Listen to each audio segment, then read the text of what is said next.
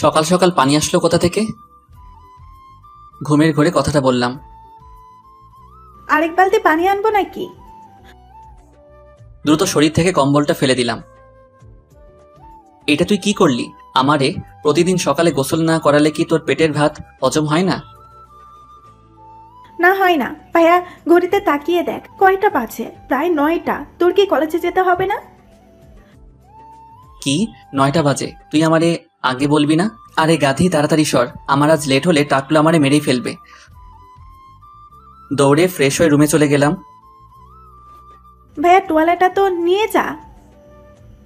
একটু ভেবাচাকা খেয়ে গেছি অন্তু, কারণ এর আগে আমি এমন সিরিয়াস হইনি কখনো। আমি ওয়াশরুম থেকে বেরিয়ে এসে অন্তুর হাতের তোয়ালেটা নিয়ে সোজা ওয়াশরুমে চলে গেলাম। আচ্ছা, ওরে ফ্রেশ হতে দেন। আরে ভাই, ফ্রেশ হতে দেন না ওরে। আপনারা এদিকে আসেন, পরিচয়টা দিয়ে দেই। ওই মিয়া, ওই দিকে কি দেখেন? এই দিকে তাকান। আমি তন্ময়, মানে গল্পের নায়ক। আমি এবার ইন্টার ফার্স্ট ইয়ারের ছাত্র।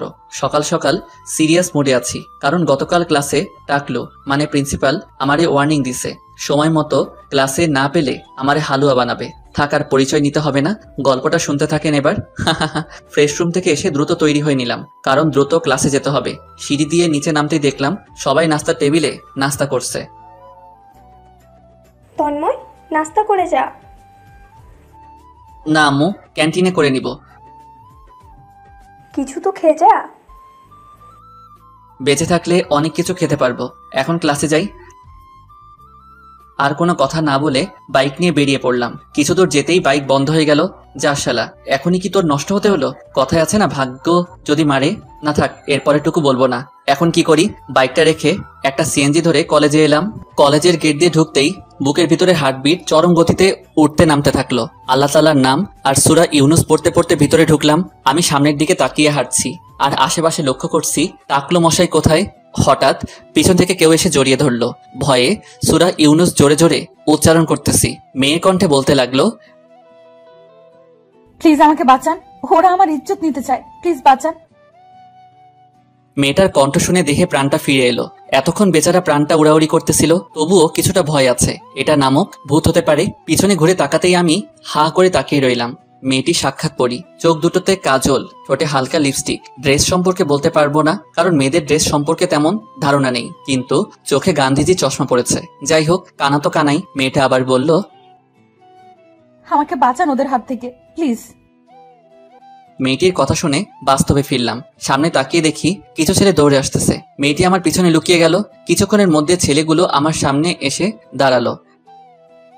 ওই মেয়েটারে আমাদের কাছে দিয়ে ক্লাসে যা। এতক্ষণে প্রিন্সিপাল সহ সকলে এসে হাজির। এই পিটার, এসব বাদ দে, ক্যান্টিনে ঝামেলা করিস না।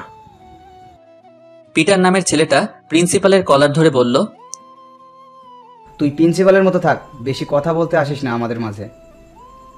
স্যারের কলার ধরা দেখে মাথা গরম হয়ে গেল। হাত মুঠো করে ঠাস করে গলায় একটা ঘুষি মারলাম। পিটার কলার ধরে বসে পড়ল, আর বাকিগুলো নিজেদের পকেট, ঘাড়, পা থেকে ছুরি, চাইনিজ কুড়াল, রড বের করলো। স্যার, একটু সরে দাঁড়াবেন প্লিজ। হ্যাঁ?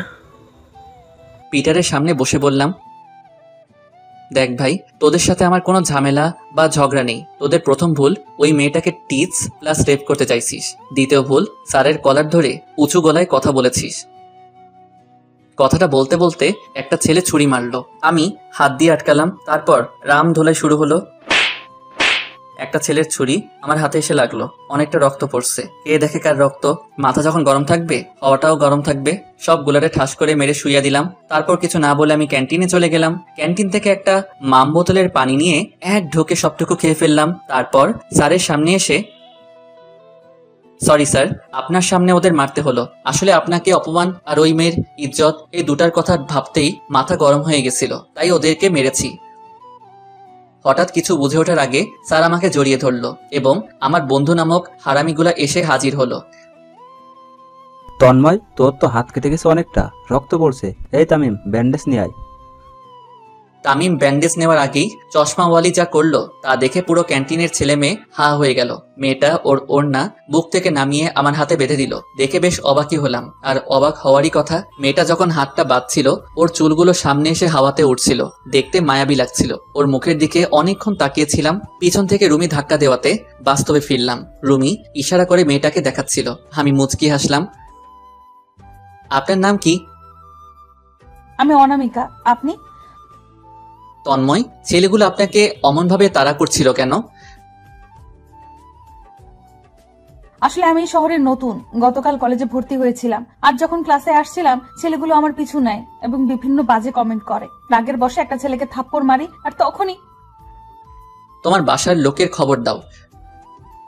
রুমিকে ইশারা করতে রুমি অনামিকাকে ক্যান্টিনে নিয়ে গেল। চল মামা ক্লাসে যাই। না মামা, ক্লাসে না, বাসায় যাব। এখন আর ক্লাস করতে ভালো লাগছে না। আচ্ছা চল তোকে এগিয়ে দিয়ে আসি। না মামা থাক, আমি যেতে পারবো। হারামি গুলার থেকে বিদায় নিয়ে বাসার উদ্দেশ্যে রওনা হলাম। কলেজ গেট থেকে একটা সিএনজি ধরে বাসার সামনে চলে এলাম। সিএনজি ভাড়া মিটিয়ে বাসার দিকে হাঁটছি। দরজার সামনে এসে কলিং বেল চাপলাম। কিছুক্ষণ পর আব্বু এসে দরজা খুলে দিল।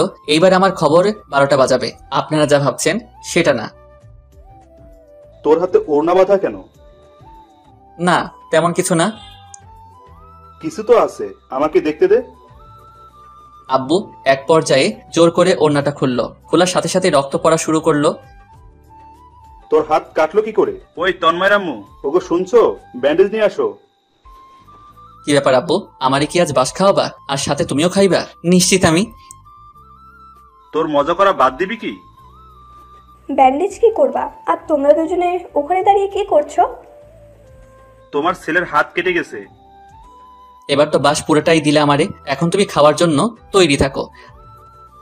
এই, তোর মজা করা বাদ দিবি? আম্মু তোমাকে মুটকি বলতেছে আব্বু। কি? আমি মুটকি? ব্যান্ডেজ নিয়ে এসে আমার সামনে দাঁড়িয়ে আব্বুর দিকে চোখ দুটো বড় বড় করে তাকিয়ে আছে। আর আমি শয়তানি হাসি দিতাছি। তুমি আমাকে মুটকি বললে কেন? না মানে আমি বলিনি। আবার মিথ্যে বলো। আমি এই ফাঁকে আম্মুর হাত থেকে ব্যান্ডেজ আর তুলা নিয়ে ভিতরে গিয়ে অন্তুকে ডাক দিলাম। আর ওইদিকে ঝড় সাইক্লোন সব চলতেছে। অন্তু আমাকে ব্যান্ডেজ করে দিল। আমি আমার রুমে চলে গেলাম। রুমে গিয়ে বিছানায় শুয়ে পড়লাম। মেয়েটির কথা ভাবতে ভাবতে কখন যে ঘুমিয়ে পড়লাম বলতে পারবো না। বিকালে ঘুম থেকে উঠে ফ্রেশ হয়ে নিলাম। হাতটা প্রচুর ব্যথা। টি শার্টটা কোনো রকমে পরলাম। তারপর বের হলাম বাইরে ঘুরতে যাওয়ার জন্য। কিছু দূর যেতেই বড়সড় একটা ধাক্কা খেলাম। আর আমার উপর মনে হলো 3 টন কেউ একজন পড়লো। চোখ খুলে আমি পুরাই টাসি খেয়ে গেলাম, কারণ এ তো অনামিকা। হাই খোদা, সব ঝামেলা কি এই মেয়ের লগে? এর লগে কেন এত দেখা করাচ্ছ? কিছু কোনোভাবে রইল। আমিও ব্যাবলাকান্তের মতো তাকিয়ে আছি, আর অনামিকাও আমার চোখের দিকে তাকিয়ে আছে। এবার কি উঠা যাবে? আমার কোমরটা তো দিলেন ভেঙে। আমার কথা শুনে অনামিকার ঘোর কাটলো। দ্রুত উঠে কাপড় ঝাড়তে লাগলো। আমি ক্যাবলাকান্তের মতো বসে ওর কাহিনী দেখতেছি। সরি, আসলে আমি দেখিনি, প্লিজ ক্ষমা করে দেন। উফ, আপনার কাটা জায়গা দিয়ে তো আবার রক্ত পড়ছে। অনামিকার কথা শুনে আমি হাতের দিকে তাকালাম। দেখতে পেলাম সত্যি রক্ত পড়ছে। আমি হাত রাস্তার উপর ভর দিয়ে দাঁড়ালাম। আপনি কি দেখতে পান না? এত বড় একটা চশমা পরেছেন, তবুও অন্ধের মতো হাঁটছেন। আমার কথা শুনে অনামিকা মন খারাপ করে ফেললো। কথাটা ঘুরাতে হলো। আপনি কি ভাবছেন এই কথাগুলো আমি আপনাকে বলবো? হারে না, ভুল হতেই পারে, আর এখানে ভুলটাও আমার। অনামিকার মুখে হাসি রেখা ফুটে উঠল। এসব বাদ দেন, চলুন ডাক্তারের কাছে যাই। আরে না, সমস্যা নাই। দেখুন, আপনি যদি এখন ডাক্তারের কাছে না যান, আমি আপনাকে। না থাক, আমি যাচ্ছি। হ্যাঁ চলুন। আমি আর অনামিকা দুজনে ডক্টরের কাছে গেলাম। ডক্টর কাটা জায়গা পরিষ্কার করে ব্যান্ডেজ করে দিল, আর কিছু ওষুধ লিখে দিল। তারপর অনামিকাকে বিদায় দিয়ে বাসায় আসলাম। আর শুরু করলো আম্মু বাংলার FM রেডিও। আম্মুর কথার জবাব না দিয়ে রুমে ঢুকলাম। ফেসবুকে কিছুক্ষণ অফলাইন হয়ে গেলাম। রাতের খাবার শেষ করে ওষুধটা খেয়ে ঘুমিয়ে পড়লাম। আজ সকালে আর গোসল করতে হয়নি, কারণ ছোট বোন ভালোভাবে ডেকে তুলেছে। সকালে নাস্তা শেষ করে কলেজের জন্য বের হলাম। কলেজের গেটে পা দিতে অবাক হয়ে গেলাম। তার থেকে বেশি অবাক হলাম একটা ছেলে এসে আমার জামার কলার ধরলো। কে আপনি? কলার ধরছেন কেন? তুমি পিটারকে মারছো? হ্যাঁ, অন্যায় করছে বলে মারছি, কিন্তু আপনি কে আর কলার ধরছেন কেন? আমি ডিবি ইন্সপেক্টর হাবিব। কিন্তু আমি কি অন্যায় করেছি? আমার কলারটা ছাড়লে খুশি হব। এবার কলারটা ছেড়ে দিল। ও হ্যাঁ, আপনাদের তো বলাই হলো না কেন আমি অবাক হয়েছিলাম, কারণ কলেজে পুলিশের গাড়ি ছিল, সেটাও 3 ভ্যান। ভেতরে যাও, তোমার ভাগ্যে আজ আছে। জি স্যার। আমার গলা শুকায় কাঠ হয়ে যাচ্ছে। ক্যান্টিন থেকে একটা ঠান্ডা পানি নিয়ে ক্লাসের দিকে রওনা হলাম, আর মনে মনে ভাবছি এইটা কোন ঝামেলায় ফাঁসলাম, আল্লাহ জানে কপালে কি আছে। ক্লাসে ভয় ভয় ঢুকলাম। ক্লাসে ঢুকে যা বুঝলাম আজ আমার কপালে ঘোর দুঃখ আছে। অনামিকা আমার টেনশন দেখে বলল, এই যে এত টেনশন কেন? কাল যা দিলেন না সেসব শুনে থানার বড়বাবু আপনাকে থানায় নিতে আইছে। আমি শেষ, আমারে কেউ মাইরালা, যার জন্য করলাম চুরি সেই বলে চোর। হাইরে মাইয়া, তোর জন্য মারামারি করলাম আর তুই আমারে। তন্ময় আর অনামিকাকে প্রিন্সিপাল রুমে ডাকছে। কথাটা বলে পিয়ন চলে গেল। আমি নিজেই নিজেকে মনে মনে গালি দিচ্ছি। কি দেখে যে এই মেয়ের পাল্লায় পড়লাম আল্লাহ জানে। আমি আর অনামিকা দুজনেই প্রিন্সিপালের রুমের দিকে হাঁটছি, আর অনামিকা আমাকে দেখে হাসছে। হাসছেন কেন? আপনার চেহারা দেখে। অনেক ঘামছেন দেখছি, বাতাস করবো নাকি? আজ তো একটা বাস পাশে থাকলে কে না ঘামবে। কিছু বলছেন নাকি? কই না তো। আমার না হেব্বি রাগ হচ্ছে। আপনারা বলেন, একটা মেয়েকে আমি বাঁচালাম আর সে কিনা আমারে বাস দিচ্ছে, আর প্রিন্সিপাল তো আমারে বাস ছাড় উপহার দিত। আমি শিওর কি কপাল নিয়ে চাইছিলাম আল্লাহ জানে। প্রিন্সিপালের রুমের সামনে আসতে পারি স্যার? হ্যাঁ, ভিতরে আসো। আমি আর অনামিকা ভিতরে ঢুকলাম। তারপর একটা লোকের সামনে বলল, তোমার নাম কি তন্ময়? জি হ্যাঁ, কিন্তু আপনি কে? আমি অনামিকার মামা। তোমাকে যে কি বলে ধন্যবাদ দিব বলে বোঝাতে পারবো না। না আঙ্কেল, এটা আমার দায়িত্ব। আর ওনার জায়গা যে কোনো মেয়ে থাকলে আমি এমনটাই করতাম। তোমার মতো এমন করে দেশের প্রতিটি মানুষ যদি ভাবতো, এদেশে প্রতিটা মেয়ে কোনো না কোনো বাবার রাজকন্যা, কোনো মায়ের আদরের মেয়ে, কোনো ভাইয়ের কলিজা, তাহলে এদেশে ইফতেজিং ধর্ষণ হতো না। কিন্তু দুঃখের বিষয়, এদেশের মানুষগুলো এগুলো ভাবে না। তাদের চোখে নিজের মেয়েটা রাজকন্যা, অন্য মেয়েটা মাল। নিজের বোনটা কলিজা, অন্যের বোনটা মাল লাগে। এই দৃষ্টিভঙ্গির জন্য আমাদের দেশের এই অবস্থা। আর কিছু বলল না।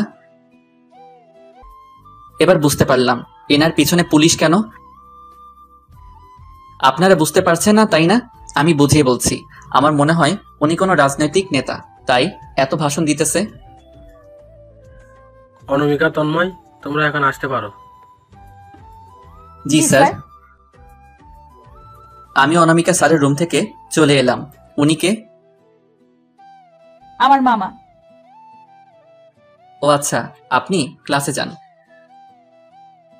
আপনি কোথায় যাবেন? একটু বাবার অফিসে যাব। ও আচ্ছা, ঠিক আছে। আর একটা কথা বলবো। বলেন। আমরা কি আপনি থেকে তুমি করে বলতে পারি না? হ্যাঁ অবশ্যই। আচ্ছা, আমার দেরি হয়ে যাচ্ছে, আমি এখন আসছি। কাল কথা হবে কেমন? ওকে, সাবধানে যাবেন। আচ্ছা ঠিক আছে, আল্লাহ হাফেজ। আল্লাহ হাফেজ। অনামিকার থেকে বিদায় নিয়ে সোজা বাবার অফিসে চলে গেলাম। বাবার সাথে কথা বলে বাসায় চলে এলাম। বাসায় ফিরতে ফিরতে বিকাল হয়ে গেল। বাসায় ঢুকে আমি বোকা হয়ে গেলাম। এখানেও অনামিকা। এই মেয়ে তো আমার পিছু লেগে গেছে, মানে ফেভিকল আঠার মতো পিছনে পড়েছে। আমি ভিতরে ঢুকতেই অনামিকা সোফা থেকে উঠে দাঁড়ালো। তুমি এখানে? আমার বাড়িতে আমি আসবো না তো কে আসবে? ও, এটা তোমার বাসা? আমার জানা ছিল না। ঠিক আছে, এবার তো জানলে। এবার আসো, আমি যেখানে যাই সেখানে তুমি আমার কাছে কি চাও? আমি তোমার কাছে কিছু চাই না। তাহলে আমার পিছু করো কেন? আজ থেকে আমার পিছু করা বাদ দাও, আর এখন আসতে পারো। আচ্ছা ঠিক আছে, আমি আর তোমার পিছু নিব না। আর ওই দিন আমার ইজ্জত বাঁচানোর জন্য ধন্যবাদ তোমাকে। অনামিকা চোখের পানি মুছতে মুছতে চলে গেল। কিছুক্ষণ এভাবে দাঁড়িয়ে থাকার পর হঠাৎ ঠাস ঠাস করে আব্বু আমাকে 2টা থাপ্পড় মারলো। খুব বেশি অবাক হলাম, কারণ এই অবধি আব্বু আমাকে কখনো মারা তো দূরের কথা, উঁচু গলায়ও কখনো বকা দেয়নি, আর আজ সেই আব্বু আমাকে মারলো। কিসের এত অহংকার তোর? আজ ওই মেয়েটা না থাকলে তোমার আম্মুর লাশ দেখতে পেতে। আমি দরজার আড়াল থেকে সবই শুনেছি। ওই মেয়ের জন্য আজ তোমার মা প্রাণে বেঁচে গেছে। আম্মুর কি হয়েছে? আম্মু কোথায়? বলে আমি আম্মুর রুমের দিকে দৌড় দিলাম।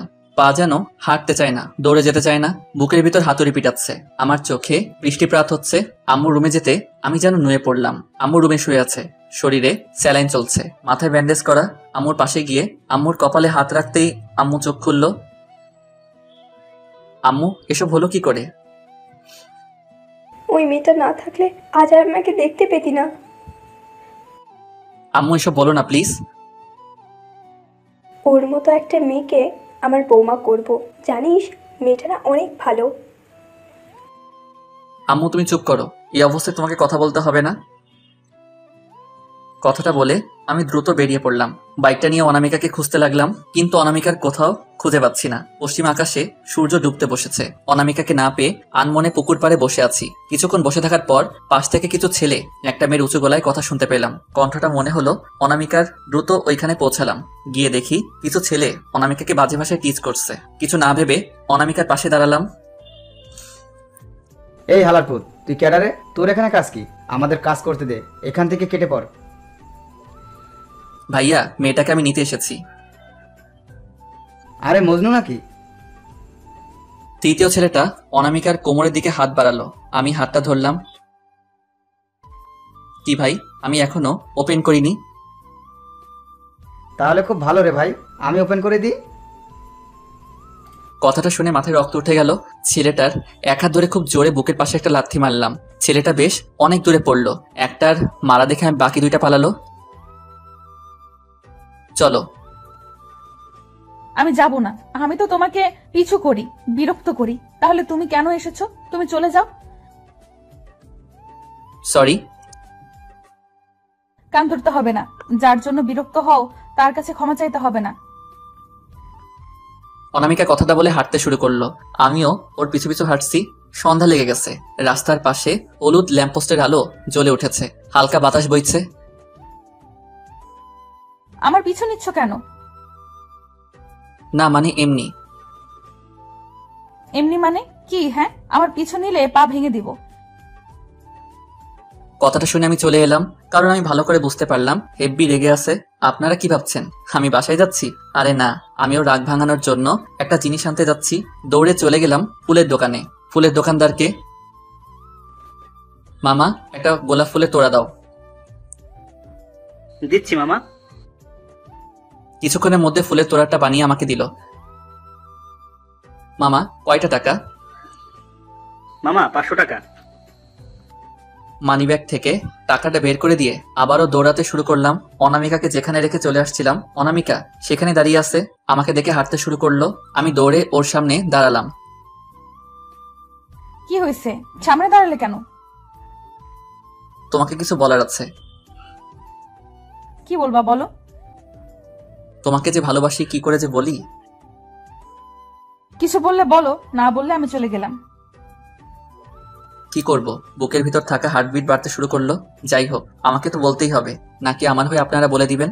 আপনারা বলে দিলে আমার ভালোই হয়। হাঁটু কেটে অনামিকার সামনে ফুল নিয়ে, আমি তোমাকে ভালোবাসি কথাটা বলতে গিয়ে অনেকবার ফিরে এসেছি। জানি না তুমি আমাকে ভালোবাসো কিনা। সত্যি আমি তোমাকে অনেক ভালোবাসি। I love you Anamika, I love you so much. Anamika আমার হাত থেকে ফুল নিল আর আমি উঠে দাঁড়ালাম। তারপর অনামিকা যেটা করলো তার জন্য আমি মোটেও প্রস্তুত ছিলাম না। হঠাৎ হাত থেকে ফুল ফেলে দিয়ে আপাতত আমার গালে হাত দেওয়া। ওই, আপনার আবার গালে হাত দিয়েন না কিন্তু। অনামিকার দিকে অপলক দৃষ্টিতে তাকিয়ে আছি। কিছুক্ষণ আমার দিকেও তাকিয়ে রইল অনামিকা। দুজনেই নিশ্চুপ, কেউ কোনো কথা বলছে না। নীরবতা ভেঙে অনামিকা বলল,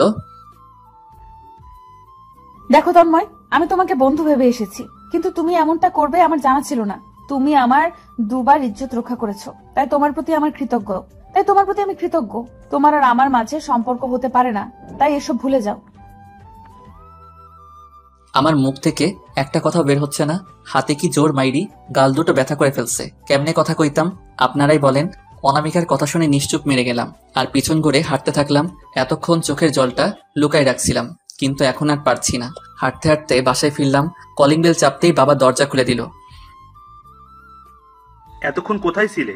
আর তোমার মোবাইল বন্ধ কেন? আর তোমার চেহারার এই অবস্থা কেন? কাঁদছো কেন? আব্বুর কথায় কোনো জবাব না দিয়ে নিস্তব্ধতার সাথে রুমের দিকে হেঁটে চলে গেলাম। রুমের দরজা খুলে বিছানায় শুয়ে পড়লাম। কখন যে ঘুমিয়ে পড়লাম নিজেও বলতে পারবো না। সকালে আজও বোন এসেছে আমাকে ডাকতে, কিন্তু আজ ওঠার মতো শক্তি নাই। ভাইয়া, কি রে ওঠ, কলেজে যাবি না? না রে। কি রে ভাইয়া, তোর কি হয়েছে? কিছু না, তুই একটা কাঁথা এনে দে, শীত লাগছে প্রচুর। তোর তো জ্বরে শরীর পুড়ে যাচ্ছে, তুই শুয়ে থাক, আমি কাঁথা আনছি। অন্তু চলে গেল। গতকাল সন্ধ্যার থাপ্পড় দুইটার কথা মনে পড়ছে এখন। হাতে কি জোর মাইরি, এত জোরে কেউ কাউরে মারে? দুইটা থাপ্পড়ে শরীরে জ্বর আইয়া পড়ছে। কিছুক্ষণ পর আব্বু আসলো। তোমার জ্বরে গা পুড়ে যাচ্ছে। আমি ঠিক আছি তো আব্বু, জ্বর ঠিক হয়ে যাবে। আব্বু চলে গেল। কি হয়েছে বাবা তোর? জ্বর আসলো কি করে? তুমি আবার অসুস্থ শরীর নিয়ে উঠে আসলে কেন? আমি তো ঠিকই আছি, সামান্য একটু জ্বর আসছে, ঠিক হয়ে যাবে। আম্মু চলে গেল। আপনারা কি ভাবছেন? হ্যাঁ, আপনারা যেটা ভাবছেন ওইটাই সঠিক। পরিবারের সকলের আদরের ছেলে আমি। কিছুক্ষণ পর অন্তু চলে এলো, কাঁথা দিয়ে আমার পাশে বসে কান্না করতেছে। কি রে, কাঁদছিস কেন? কই, আমি কাঁদছি না তো। কি হয়েছে বলবি তো? কিছু না। বলে চলে গেল। আমিও বুঝতে পারলাম না বোন আমার কাছে কেন। আপনারা কেউ কি বুঝতে পারছেন? কিছুক্ষণ পর ডাক্তার কাকু আমার রুমে আসলো। আম্মু আর বোন কান্না করছে। কি হয়েছে তোমাদের, কান্না করছো কেন? তোমরা এমন ভাবে কান্না করছো যেন আমি মরে যাব। এমন কথা বলিস না বাবা। ভাইয়া, এসব বলতে নেই। আসলে আমার কি হয়েছে আমি তো বুঝতেই পারছি না। সামান্য জ্বর আসছে, তাই এই অবস্থা। আর যদি আমি বলি জ্বর আসার কারণ, তাহলে তো। ডাক্তার কাকু, ওইটা কি? ইনজেকশন। না কাকু, আমি না আপনার ছেলের মতো কচি একটা বাচ্চাকে ইনজেকশন দেওয়া কি ঠিক হবে? আপনি কথাটা পুরোটা আর বলতে পারলাম না। হঠাৎ ডাক্তার কাকু ইনজেকশনটা দিয়ে দিল। তারপর ডাক্তার কাকু চলে গেলেন। আমি শুয়ে আছি। 7 দিন পর জ্বরটা একটু ভালো হয়েছে। এতদিন তো ব্যাটা মরে বিছানায় শুয়ে রাখছে। বিছানায় মানে আমার রুম থেকে বেরিয়ে বেশ অবাক হলাম, এই মেয়ে এখানে কি করছে? আমাকে দেখার আগে আমি বেচারা রুমে গিয়ে শুয়ে পড়ি, কিন্তু তা আর হলো কই। পিছন থেকে ডাক এলো। তন্ময়, ওই তন্ময়। জি আম্মু। এদিকে আয় তো বাবা। আসছি আম্মু। অন্তু, ওই অন্তু। আম্মু, অন্তু কই? ও তো সেই কখন প্রাইভেটে গেছে। হ্যাঁ বলো। আম্মু ইশারা করে সালাম দিতে বললো আমায়। আসসালামু আলাইকুম। ওয়ালাইকুম আসসালাম, কেমন আছো? জি ভালো, আপনি? দাঁড়িয়ে আছো কেন? এখানে বসো। জি। আম্মুকে ইশারা করে বললাম, এনারা কারা?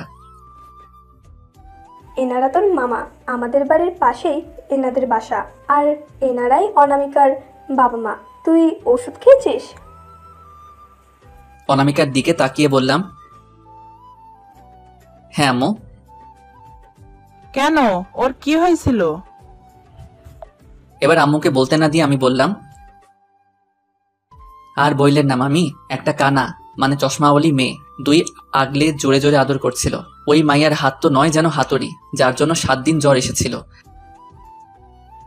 কি, তুই মেয়েদের হাতে? আর বলল না। অনামিকার দিকে তাকালাম, চোখ দুটো রাগে লাল হয়ে গেছে। আমার দিকে চোখ দুটো বড় বড় করে তাকিয়ে আছে। শালি আমাকে মারার আগে মনে ছিল না? দেখো তোমার আরো কত কি করি আমি। এই যা, অনামিকাকে রাগাতে গিয়ে আমার মান ইজ্জত পানিতে ফেলাই দিলাম। এখানে থাকলে আমার মান সম্মান যতটুকু আছে ওইটাও চলে যাবে। আমি কেটে পড়ি, যা ভাবা তাই করা। দে ভোকারটা। এক দৌড়ে আমার রুমে এসে মোবাইলটা নিয়ে গেমস খেলতেছিলাম। হঠাৎ দেখি আমার হাতে মোবাইল নাই। ও মা, এটা কি হইল? আমার রুমে ভূত আইলো নি, নাকি আমি স্বপ্ন দেখতেছি? গায়ে জোরে একটা সিমটি কাটলাম। না, স্বপ্ন না, আমি তো জেগেই আছি। বিছানার আশেপাশে তাকিয়ে দেখলাম মোবাইল নাই। ফ্লোরে তাকাইয়া দেখি আমার 30,000 টাকার ফোনটা পইরা কইতাছে, বেড়া আমারে মাইরা ফেললো আর তুই বইয়া আসিস, আমারে বাঁচাইলি না? তোর কপালে বউ জুটবো না, দেখালোস। আমি মোবাইল থেকে সামনে তাকাতে আমার গলা শুকিয়ে গেল। তুমি তুমি আমার মোবাইল ভাঙলা কেন? আমি কানা? হ, না থুকু, আমি কানা। আমার হাত না হাতুড়ি? না, মোটেও না। তোমার হাতের মতো এরকম নরম একটা হাত তো কখনো খুঁজে পাবো না। ওই শালা, তোরে আমি আজ খাইছি।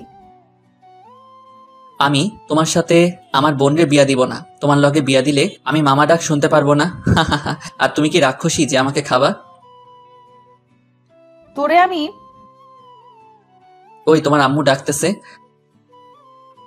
অনামিকা আমার কলার ছেড়ে পিছনে তাকাতেই আমি দিলাম দৌড়। আর পিছনে তাকিয়ে দেখি ওই মাইয়াও আমার পিছনে পইরা গেছে।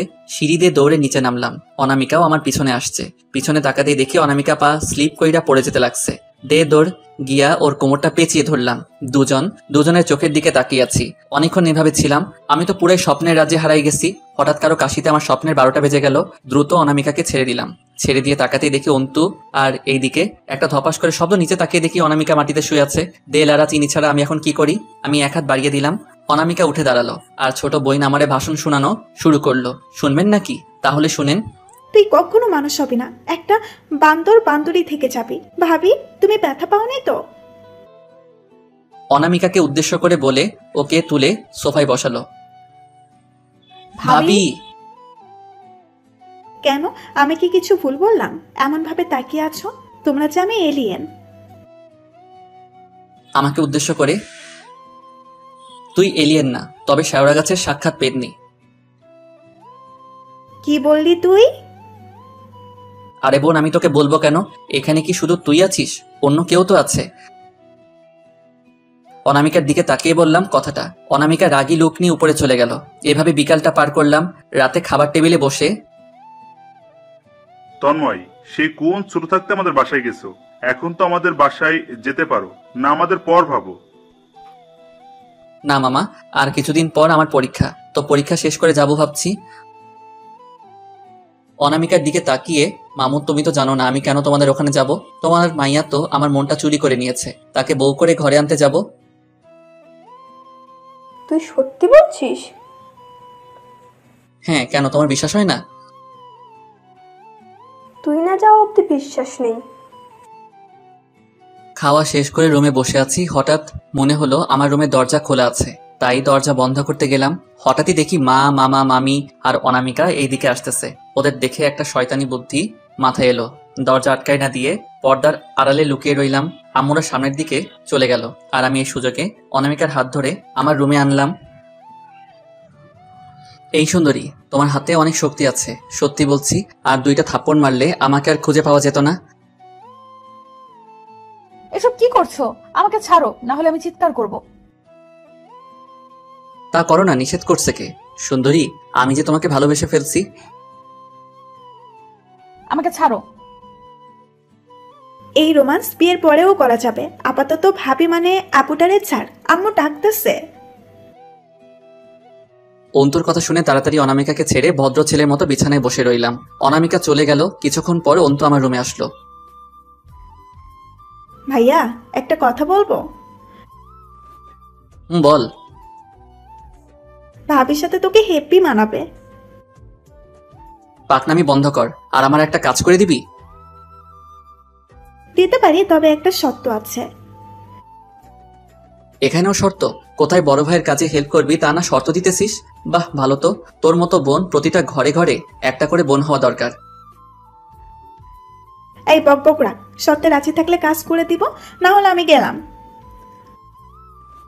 আচ্ছা বল, তোর কি শর্ত? অনামিকা আপুকে আমার ভাবি করবি, কথা দে। করব, শুধু এইটাই তো? জি না, আরো শর্ত আছে। আমাকে কাল বিকেলে ঘুরতে নিয়ে যেতে হবে। ঠিক আছে, নিয়ে যাব। এখন বল, কি কাজ করতে হবে? অনামিকাকে একটা জিনিস দিবি। ঠিক আছে, কখন দিতে হবে বল। কাল দিলে হবে। তোর জন্য আরেকটা ভালো খবর আছে। কি বল? আপুরা আমাদের বাসায় 2-3 দিন থাকবে। আমার খুশি দেখে কে? বিছানা থেকে লুঙ্গি ড্যান্স শুরু করলাম। আমার এসব কাহিনী দেখে অন্তু বিছানায় বসে হাসতে লাগলো। কিছুক্ষণ পর অন্তু ঘুমাতে চলে গেল। আমি বিছানায় শুয়ে পড়লাম। কখন জানি ঘুমিয়ে পড়েছি নিজেও জানি না। সকালে ঘুম ভাঙলো অন্তুর ডাকে। ঘুম থেকে উঠে ফ্রেশ হয়ে নিচে গেলাম। গিয়ে নাস্তা শেষ করে কলেজের উদ্দেশ্যে বের হলাম, কিন্তু বাসায় কোথাও অনামিকাকে দেখতে পেলাম না। কলেজে এসে দেখি অনামিকা ওর বান্ধবীদের সাথে বসে আছে। অনামিকা, তোমার সাথে আমার কিছু কথা আছে। অনামিকার সামনে দাঁড়িয়ে, হ্যাঁ বলো। অন্য কোথাও গিয়ে কথাগুলো বলা মনে হয় ঠিক হবে। ঠিক আছে। আমি আর অনামিকা একটা গাছের নিচে গেলাম। এখন বলো কি বলবা। অনামিকা, আমি তোমাকে ভালোবাসি। এই কথাটা বলার জন্য। আমি তোমাকে ভালোবাসি না কতবার বলবো? আর হ্যাঁ, এসব আমাকে আর কখনো বলবা না। চলে গেল অনামিকা। আমি ওর চলার দিকে অপলক দৃষ্টিতে তাকিয়ে আছি। এভাবে ওরে কিছুদিন বিরক্ত করলাম। একদিন অন্তুকে দিয়ে অনামিকার কাছে একটা চিঠি আর সাথে কয়েকটা গোলাপ পাঠালাম, কিন্তু অনামিকার হাতে চিঠি আর গোলাপ ফুল দিয়ে চলে এলো। আমি আর অন্তু হাঁটতে হাঁটতে বাসায় ফিরছি। হঠাৎ পিছন থেকে ডাক দিল অনামিকা। আমি জায়গায় দাঁড়ায় পড়লাম। অনামিকা আমার কাছে এসে, মানে আমার সামনে এসে দাঁড়ালো। বুঝতে পারলাম অনেক রেগে আছে, কারণ ওর চোখগুলো লাল হয়ে গেছে। আমি কিছু বলতে যাব, আর তখনই আমি মাথা নিচু করে অনামিকার সামনে দাঁড়িয়ে রইলাম। কিন্তু অনামিকাকে কিছু বলতে যাব, তখনই আমি ওর হাতটা ধরে ইশারায় চুপ করে থাকতে বললাম। তোমাকে কতবার বলবো আমি তোকে ভালোবাসি না? এক কথা বুঝিস না তুই? আমার মনে হয় তোর মাথায় সমস্যা আছে। তোর সাহস হয় কি করে তোর মতো একটা ফালতু 2 টাকার পোলারে আমি ভালোবাসবো? তোর কি যোগ্যতা আছে আমাকে ভালোবাসার? আর তোর জন্মের ঠিক আছে? এতক্ষণ ওর কথা শুনে যতটুকু কষ্ট পাইনি, তার থেকে 2 গুণ কষ্ট পাইছি জন্মে ঠিক আছে কিনা কথাটা শুনে। তার থেকে বেশি মাথা গরম হয়ে গেল। নিজেকে কন্ট্রোল করতে না পেরে অনামিকার গালে, হ্যাঁ, আমার জন্মের ঠিক নাই বলে তোকে এত ভালোবাসি। জন্মের ঠিক নাই বলে নিজের জীবন বাজি রেখে তোর ইজ্জত রক্ষা করছিলাম। আমায় অন্য কথা বললে তোকে হয়তো মনে রাখতাম, কিন্তু এই কথাটা বলার জন্য আজ, এখন, এই মুহূর্ত থেকে তোকে আমি ঘৃণা করি। কথাটা বলে চলে এলাম। বুকের ভিতর মনে হয় কেউ হাতুড়ি দিয়ে পিটাচ্ছে। কোনো কথা না বলে আমি আর অন্তু হাঁটতে থাকলাম। হাঁটতে পারছি না, পা দুটো রাস্তাতে মনে হয় আটকে আছে। অবশেষে বাসায় ফিরলাম। বাসায় ঢুকে সোজা রুমে চলে গেলাম। রাতে আর খাওয়া হলো না। অনেকবারই আম্মু আর আব্বু ডাকতে এসেছিল খাওয়ার জন্য। অন্তু বাসায় আসার পর থেকে আমার সাথে কথা বলছে না।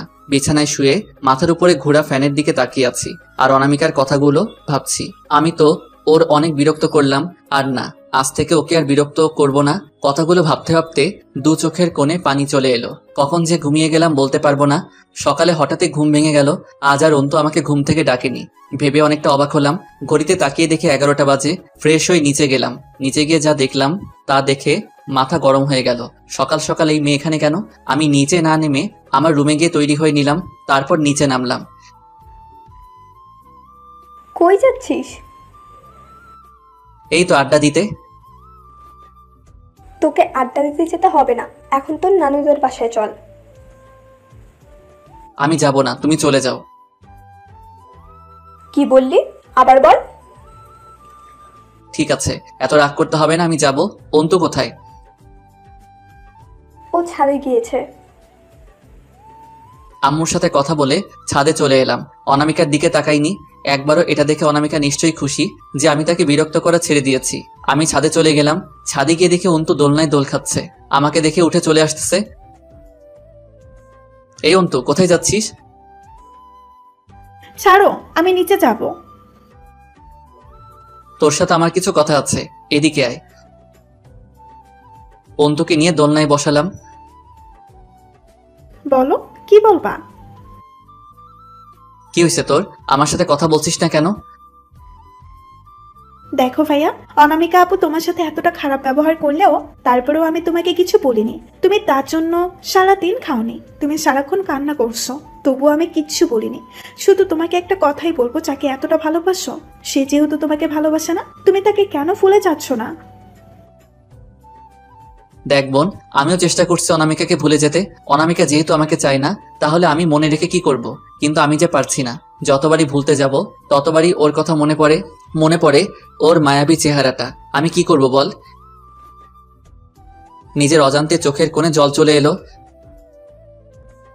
এই চোখের পানের মূল্য যদি অনামিকা আপু জানতো তাহলে তোমাকে আজ কাঁদাতো না। তুমি ওর জন্য কি করনি বলো তো? ওই মেয়ের জন্য নিজের একটা কিডনি দিয়েছো, আর আজ সেই মেয়ে তোমাকে এতটা অপমান করলো। তুই এসব জানলি কি করে?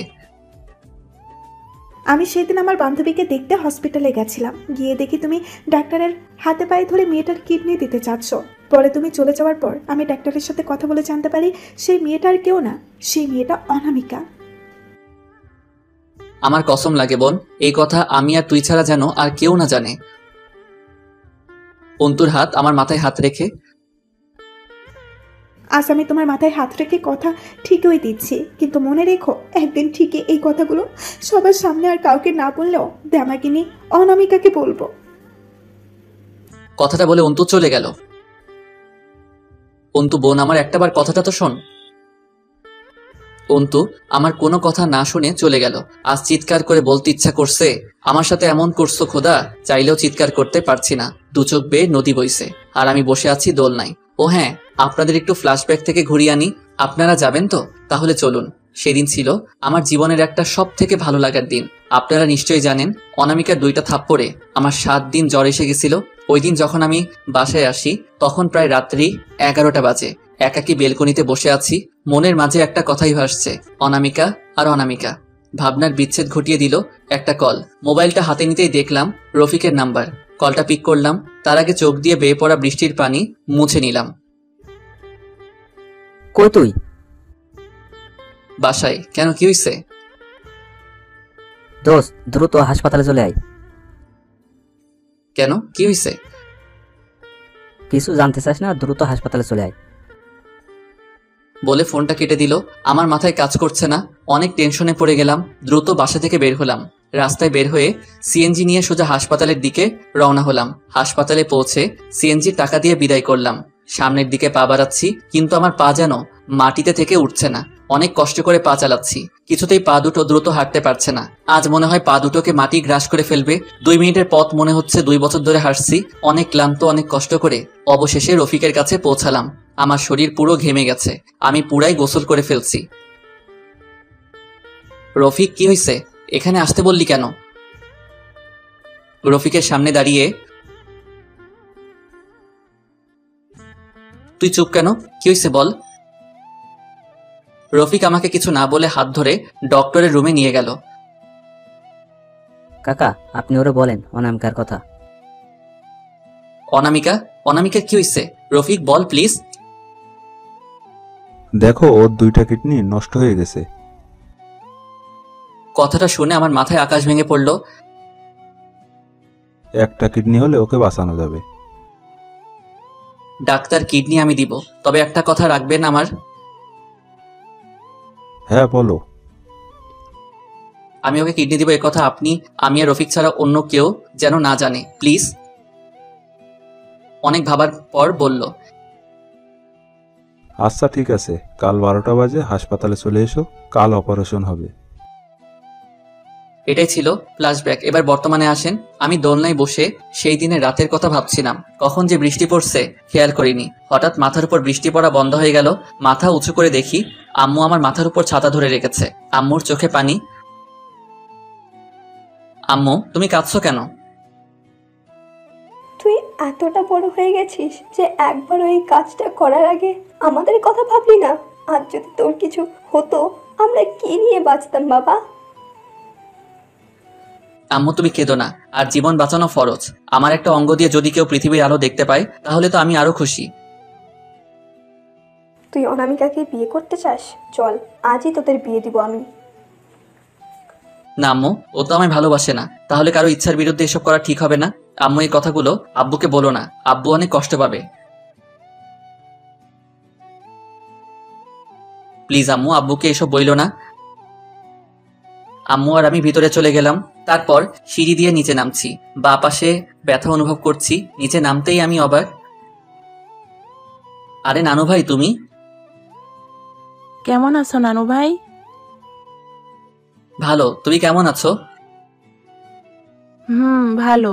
আমাদের ওখানে যাওয়াই ভুলে গেছো। আমার কথা তো তোমার মনেই পড়ে না।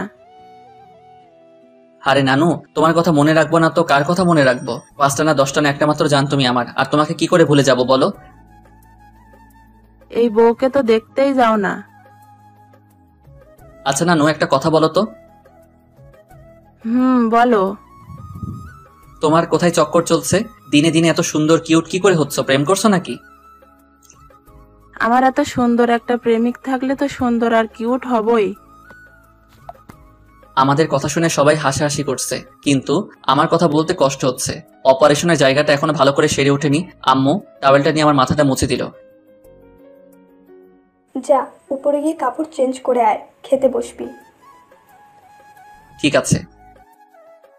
আমার চোখের পাতা ভার হয়ে গেছে। আমি আমার রুমের দিকে যাওয়ার জন্য সিঁড়ি বেয়ে উপরে উঠছি। মাঝপথে মাথাটা ঘুরতে শুরু করলো, তবুও কষ্ট করে উপরে উঠছি। অপারেশনের জায়গায় হাত দিতেই রক্ত গড়ে পড়ছে। কতক্ষণ উপরে উঠেছি জানি না। হঠাৎই সিঁড়ি থেকে পড়ে গেলাম, আর গড়তে গড়তে মাটিতে পড়ে গেলাম। আমার পড়ে যাওয়াটা আম্মুর চোখে সবার প্রথমে পড়লো।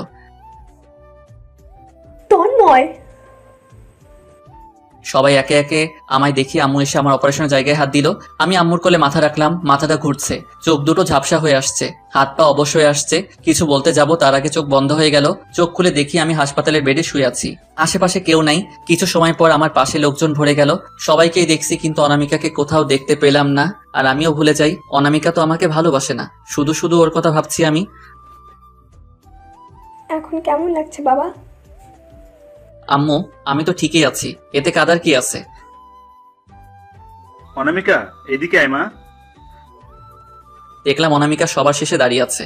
চোখগুলো লাল হয়ে গেছে, মনে হয় কেঁদেছে। কানার চশমার মাঝে লাল চোখ দুটো বোঝা যাচ্ছে। অনামিকা মামার কাছে আসার পর অনামিকার বাবা বলল, আজ থেকে অনামিকার দায়িত্ব তোমার হাতে অনামিকাকে তুলে দিলাম। অনামিকার হাত আমার হাতে দিয়ে তারপর সবাই হাসাহাসি শুরু করলো, আর সকলেই বেরিয়ে গেল শুধু অনামিকা ছাড়া। ওই শয়তান, কুত্তা, বিলাই, বান্দর, তোর যদি কিছু হয়ে যেত আমি কাকে নিয়ে বাঁচতাম? অন্য কাউকে নিয়ে। কথাটা বলার সাথে সাথে অনামিকা আমার ঠোঁটে ঠোঁট লাগিয়ে দিল। 4-5 মিনিট পর ছেড়ে দিল। লজ্জাতে আমার বুকে মুখ লুকালো। সারা জীবন এই বুকে জায়গা দিবা তো? আমাকে ছেড়ে যাবা না তো কখনো? কখনো ছেড়ে যাব না আমার পাগলিটাকে। একটা কথা বলো, আমাকে নিজের একটা অঙ্গ দিয়েও কেন এ কথা বলনি? তুমি জানলে কি করে এসব? আমার শাশুড়ি সব বলেছে আমায়। যদি তোমার কিছু হয়ে যেত? আমার কিছুই হবে না যদি পাগলিটা আমার পাশে থাকে। অনামিকাকে বুকে জড়িয়ে ধরে সুস্থ হয়ে বাসায় ফিরলে আমাদের নতুন জীবন শুরু হয়ে গেল। মানে আমাদের বিয়ে হয়ে গেল। শুরু হলো এক নতুন জীবনের। ভাই, কসম কানা, থুক্কু চশমাওয়ালি মাইয়াগুলো অনেক কিউট।